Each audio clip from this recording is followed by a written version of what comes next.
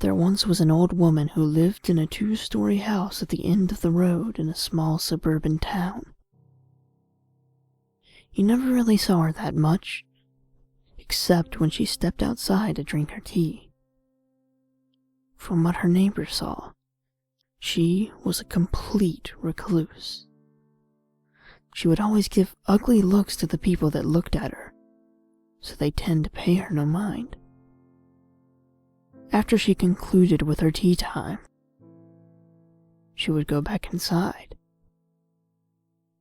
The strangest thing that her neighbors noticed was the playing of a piano coming through the walls and windows.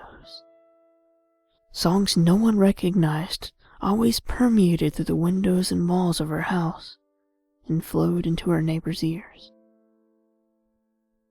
The melodies were always in a minor key, making them sound haunting, and it frightened her neighbors.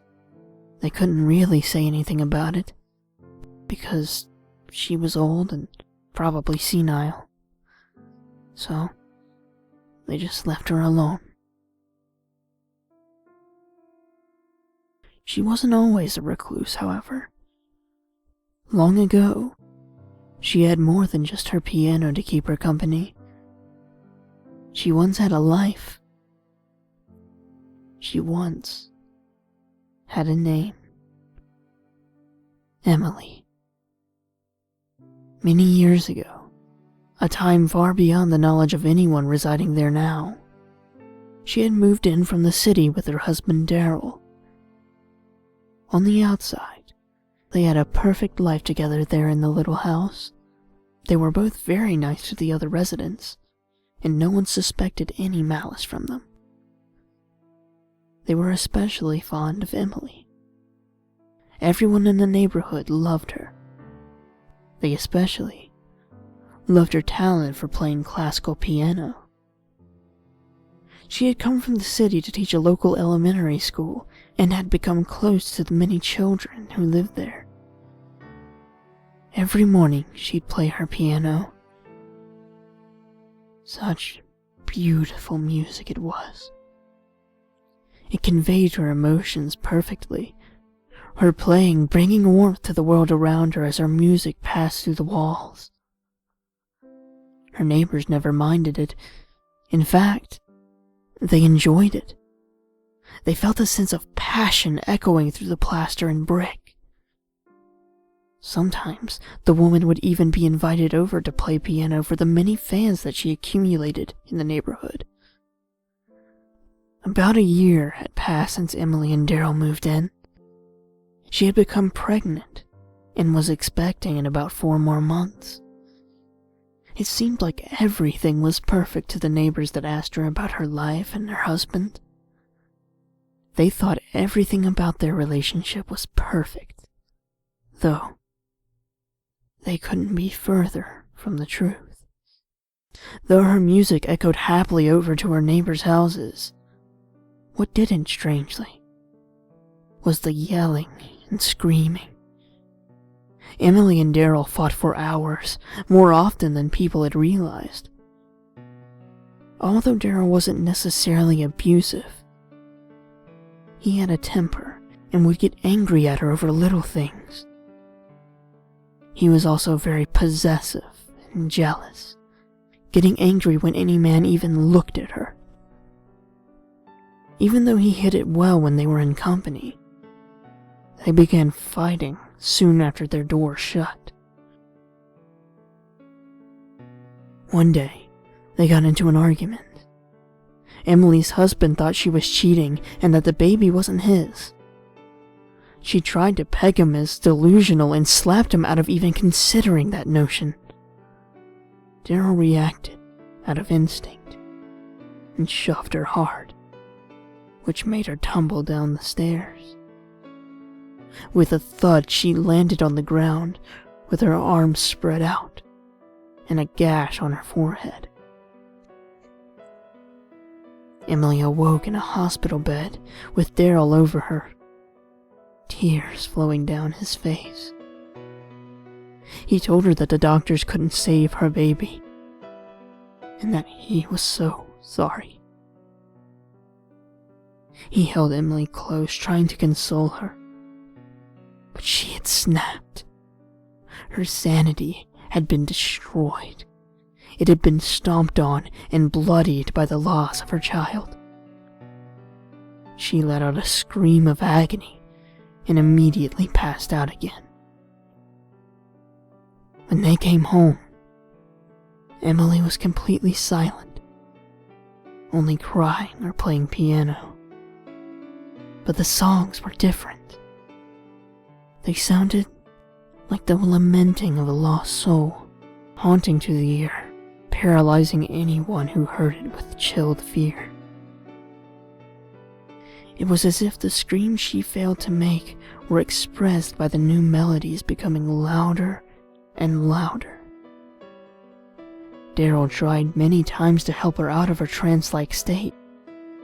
However, it fell upon deaf ears. He was forced to do everything for her, even having to force-feed her. Her neighbors eventually found out what had happened, and that her husband was legitimately sorry for it.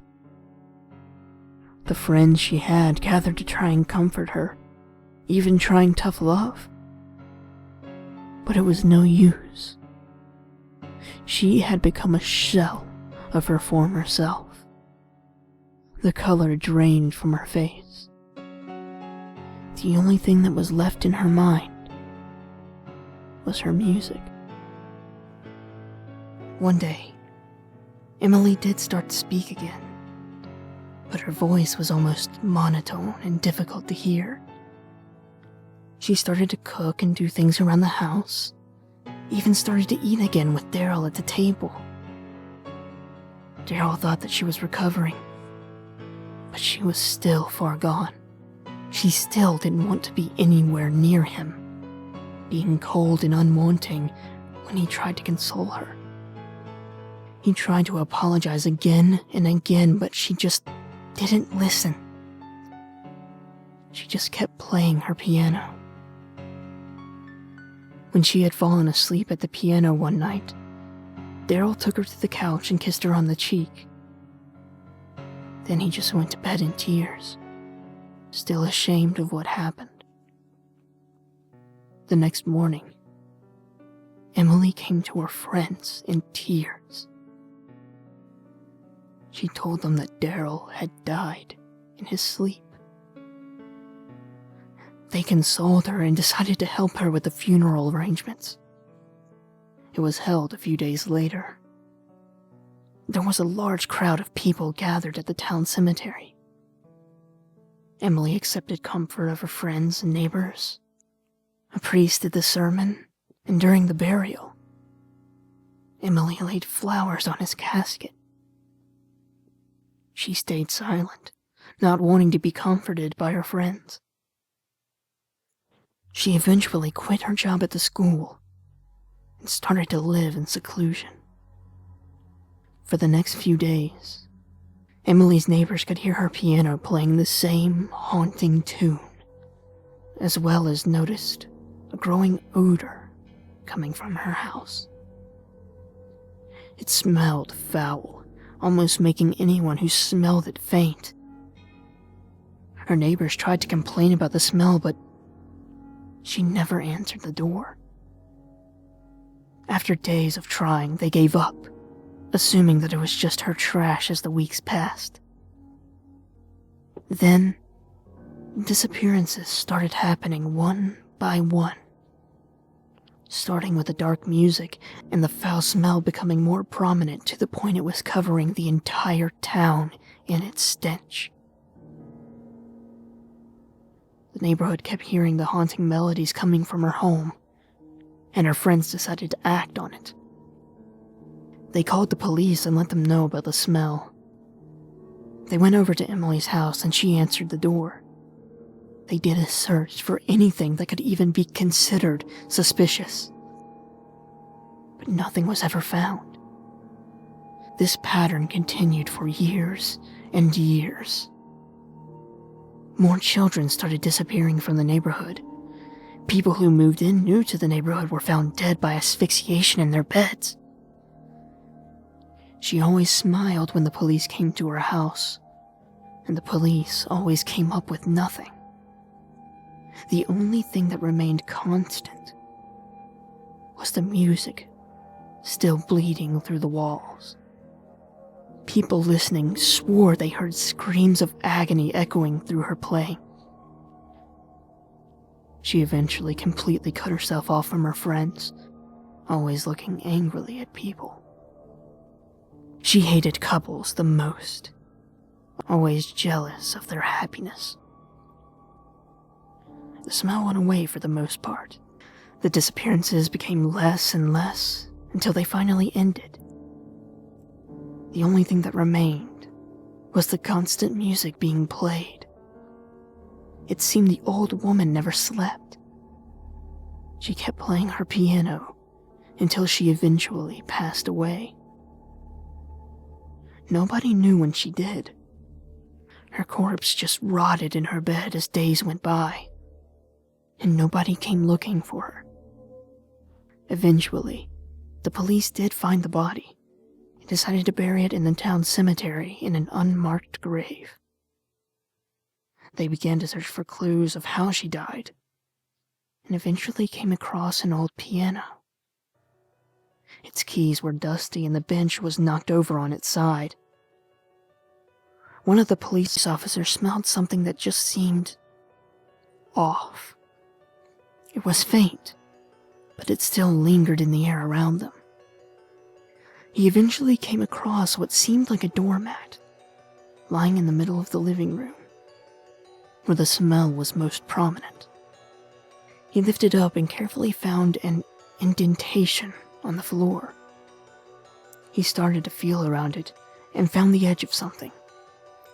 He pulled the piece of floor away and uncovered a hole in the ground, leading into darkness. The police officer shined his flashlight to reveal a horrifying sight. The bones of men, women, and children were seen laid inside.